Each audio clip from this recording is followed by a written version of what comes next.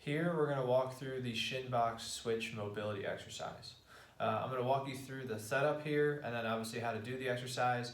But really what we're going for is creating some good hip mobility that'll set yourself up for two things. One, a recovery day, just again, keep those joints active and moving, as well as obviously any lower body exercises. So whether that be squats, lunges, deadlifts, step ups, those nature exercises. This is a great mobility exercise for you to do prior.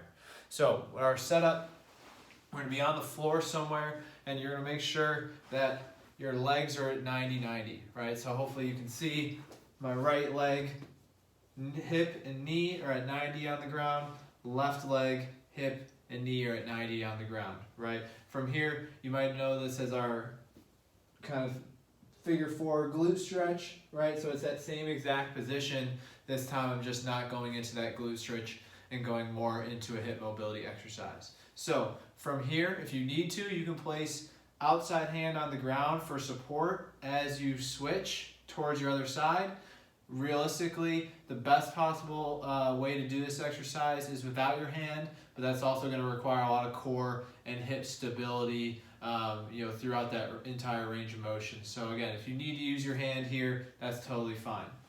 Now from here, all I'm trying to do is basically flip my legs from this position to facing the other way, right? So it's gonna look something like this.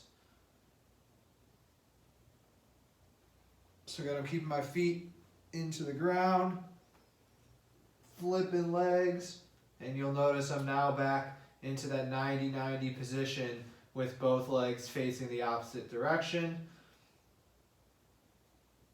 Same thing coming back. And now I'm back into that starting position. Again, if you need to use your hand here as you flip for a little bit of support, that's okay, but really focusing on trying to make sure that the emphasis is coming from the hips rather than from support through the hand.